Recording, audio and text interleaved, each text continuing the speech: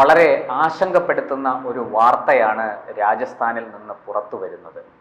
രാജസ്ഥാനിലെ ദോങ്ക ജില്ലയിൽ 2 പേർ പിടിയിലായിട്ടുണ്ട്. ഇവരുടെ കൈവശം വലിയ തോതിൽ അമോണിയം നൈട്രേറ്റ് ഉണ്ടായിരുന്നു. നമുക്കറിയാം അമോണിയം നൈട്രേറ്റ് എത്ര അപകടകാരിയാണ് എന്നുള്ളത്. ഇവർ സഞ്ചരിച്ചിരുന്ന കാറിൻ്റെ ഡിക്കിയിൽ 150 കിലോ അമോണിയം നൈട്രേറ്റ് സൂക്ഷിച്ചിരുന്നു. കാട്രിഡ്ജുകളാക്കി യൂറിയയുടെ ചാക്കിനുള്ളിലാണ് ഇവ സൂക്ഷിച്ചിരുന്നത് എന്നുള്ളതാണ്. ഇത് വാഹന പരിശോധന നടത്തിയ രാജസ്ഥാൻ പോലീസ് ഇത് പിടിച്ചെടുക്കുമ്പോൾ ഇതിനോടൊപ്പം ഏതാണ്ട് 200 ബാറ്ററികളും 1100 മീറ്റർ വയർ, അത് വെറും വയറല്ല, വെറും കേബിളല്ല, ഫ്യൂസ് വയറുകളും കണ്ടെടുത്തിട്ടുണ്ട്.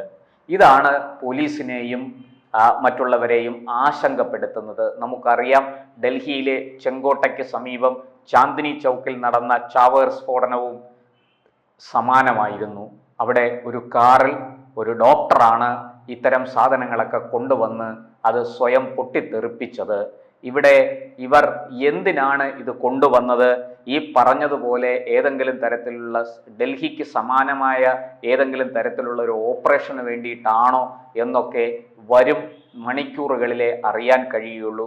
പിടിയിലായ 2 പേരെയും ചോദ്യം ചെയ്യുന്നുണ്ട് പോലീസ്. 2 പേരും രാജസ്ഥാൻ സ്വദേശികളാണ്. 2 പേരുടെയും പേര് സുരേന്ദ്ര എന്നാണ്. ഒരാൾ സുരേന്ദ്ര പട്വ, ഒരാൾ സുരേന്ദ്ര മോഞ്ചി. ഈ 2 പേരും ഇപ്പോൾ കസ്റ്റഡിയിലായിട്ടുണ്ട്. പോലീസ് ഇവരെ വിശദമായി ചോദ്യം ചെയ്തു വരുന്നു. ഈ പറഞ്ഞതുപോലെ അമോണിയം നൈട്രേറ്റ് വളമായിട്ടും ഉപയോഗിക്കാം. അതുപോലെ തന്നെ അത് പ്രോസസ്സ് ചെയ്താൽ അതിൽ നിന്ന് സ്ഫോടക വസ്തുക്കളും ഉണ്ടാക്കിയെടുക്കാം. ഇതിൻ്റെ ടെക്നോളജി, ഇതിനെ സ്ഫോടക വസ്തുക്കളാക്കി പരിണമിച്ചെടുക്കുന്ന ആ സാങ്കേതിക വിദ്യ ഇവർക്ക് അറിയാമോ ഇല്ലയോ എന്നൊന്നും പോലീസിന് ഇപ്പോൾ വ്യക്തമായിട്ടില്ല. ഇവരെ കൂടുതൽ വിശദമായി ചോദ്യം ചെയ്യുകയും ഈ മേഖലയിൽ വൈദഗ്ധ്യമുള്ള ഉദ്യോഗസ്ഥർ എത്തി ഇവരിൽ നിന്ന് വിവരങ്ങൾ ശേഖരിച്ചാൽ മാത്രമേ ഇതിനെക്കുറിച്ച് കൂടുതൽ കാര്യങ്ങൾ പുറത്തു വരികയുള്ളൂ. പോലീസ് നൽകുന്ന പ്രാഥമിക വിവരങ്ങൾ കൂടി ഞാൻ പങ്കുവെക്കാം. ഒരു പക്ഷേ ഇവർ ഇത് മറ്റാർക്കെങ്കിലും വേണ്ടി, മറ്റാർക്കോ കൈമാറാൻ വേണ്ടി കൊണ്ടുവന്നതായിരിക്കാം. ഇവർ വെറും ഈ സാധനത്തിൻ്റെ, അമോണിയം നൈട്രേറ്റിൻ്റെ കടത്തുകാരാകാൻ സാധ്യതയുണ്ട്. ഇവർക്ക് ഇതിൻ്റെ ഈ ദോഷവശങ്ങൾ അല്ലെങ്കിൽ ഇതിൻ്റെ ഈ മാരകമായ സ്ഫോടക ശക്തിയെക്കുറിച്ചൊന്നും ഇവർക്ക് അറിയില്ലായിരിക്കാം. ഇവർ വെറും ഈ സാധനം ഒരു സ്ഥലത്ത് നിന്ന് മറ്റൊരു സ്ഥലത്തേക്ക് എത്തിക്കുന്ന കാരിയേഴ്സ് മാത്രമാകാം എന്ന് പോലീസ് കരുതുന്നുണ്ട്, സംശയിക്കുന്നുണ്ട്. എന്തായാലും ആ തരത്തിലാണെങ്കിൽ ഇവർക്ക് എവിടെ നിന്ന് ഇത് ലഭിച്ചു, ഇത് ആർക്ക് സപ്ലൈ ചെയ്യാനാണ് ഇവർ കൊണ്ടുപോയത്? ഈ 2 ചോദ്യത്തിനും വ്യക്തമായ ഉത്തരം ലഭിക്കേണ്ടതുണ്ട്. ഇവർ വെറും കാരിയേഴ്സ് ആണെങ്കിൽ ഈ പറഞ്ഞതുപോലെ ഈ 2 ചോദ്യങ്ങൾക്ക് ഉത്തരം കിട്ടിയാൽ പോലീസിന് സമാധാനിക്കാം, പിന്നീട് അതിൻ്റെ പുറകെ പോകാം. മറിച്ച് ഇത് വലിയ രീതിയിൽ ഈ അമോണിയം നൈട്രേറ്റ് ഖനന ആവശ്യത്തിന് വേണ്ടി ഉപയോഗിക്കുന്നുണ്ട്. അപ്പോൾ ഖനന ആവശ്യങ്ങൾക്ക് വേണ്ടി ഇത് കൊണ്ടുവന്നതാണോ?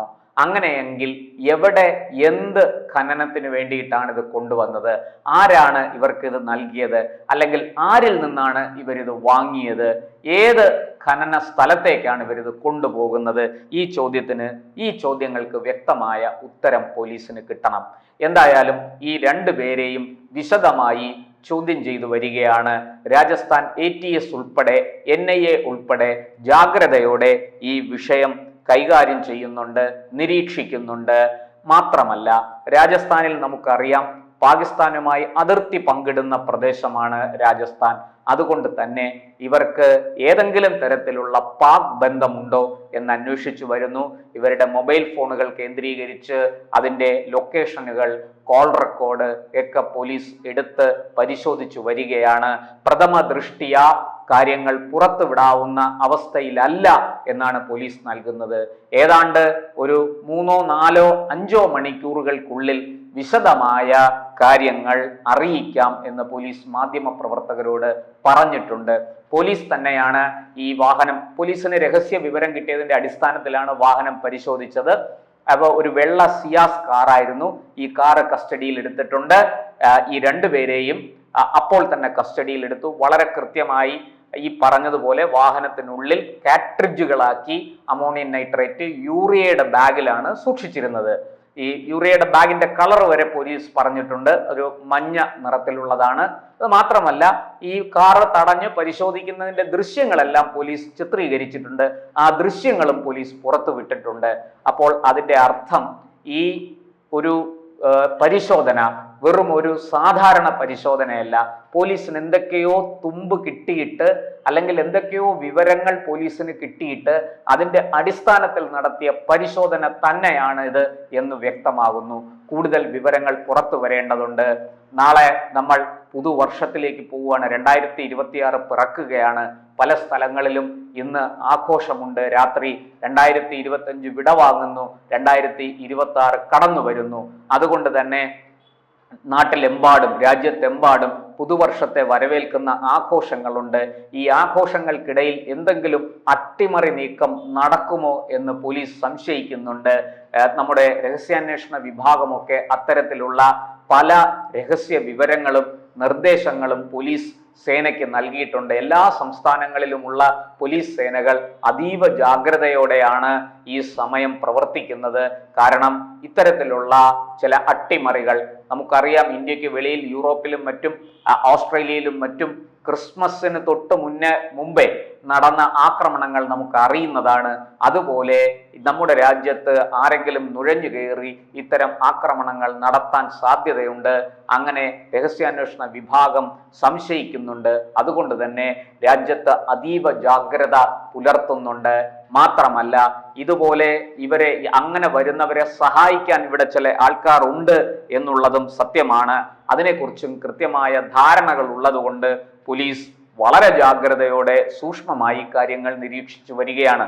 ഇവിടെ രാജസ്ഥാനെ സംബന്ധിച്ചിടത്തോളം ഞാൻ നേരത്തെ ചൂണ്ടിക്കാണിച്ചു, പാകിസ്ഥാനുമായിട്ട് അതിർത്തി പങ്കിടുന്ന ഒരു സംസ്ഥാനമാണ്.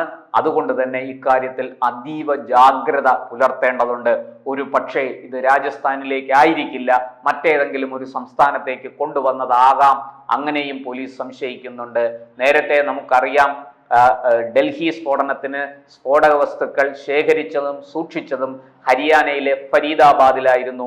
അവിടെ നിന്നാണ് അത് കാർ മാർഗം ഡോക്ടർ ഉമർ ഇങ്ങോട്ടേക്ക് കൊണ്ടുവന്ന് ഡൽഹിയിൽ എത്തിച്ചത്. അതിനു മുമ്പ് ആ ഉമർ അവിടുന്ന് രക്ഷപ്പെട്ട ഉടൻ തന്നെ ആ ഭാഗത്ത് റെയ്ഡ് നടത്തുകയും പോലീസ്, അതായത് ഹരിയാന, ഡൽഹി, കാശ്മീർ പോലീസ് സേനകൾ സംയുക്തമായി നടത്തിയ ഒരു ഓപ്പറേഷനിലൂടെ ഈ വലിയ തോതിൽ സ്ഫോടക വസ്തുക്കളും അമോണിയം നൈട്രേറ്റും ശേഖരിച്ച് സൂക്ഷിച്ചിരുന്ന ആ ശൃംഖലയെ മൊത്തത്തിൽ തകർക്കാൻ സാധിച്ചു. ഇവിടെ അതുപോലെ എന്തെങ്കിലും ഉണ്ടോ എന്ന് പോലീസ് സംശയിക്കുന്നുണ്ട്. എന്തായാലും അതീവ ജാഗ്രതയോടെയാണ് രാജസ്ഥാൻ പോലീസ് വിഷയം കൈകാര്യം ചെയ്യുന്നത്. കൂടുതൽ വിവരങ്ങൾ വരും മണിക്കൂറിൽ ലഭ്യമാകുമെന്ന് നമുക്ക് കരുതാം.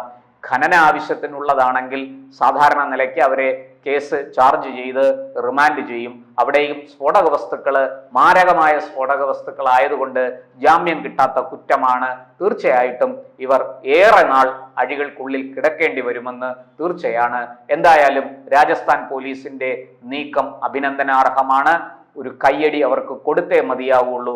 കൃത്യമായി ഇൻഫർമേഷൻ ലഭിച്ചതിന്റെ അടിസ്ഥാനത്തിൽ പരിശോധന നടത്തുകയും ഇത്രയും മാരകമായ സ്ഫോടക വസ്തുക്കൾ പിടിച്ചെടുക്കാനും അത് കാറിൽ കൊണ്ടുവന്നവരെ കസ്റ്റഡിയിൽ എടുക്കാനും സാധിച്ചു. ആ നേട്ടം രാജസ്ഥാൻ പോലീസിന് അവകാശപ്പെട്ടതാണ്. വരും മണിക്കൂറുകളിൽ കൂടുതൽ വിവരങ്ങൾ ലഭിക്കുമെന്ന് നമുക്ക് കരുതാം.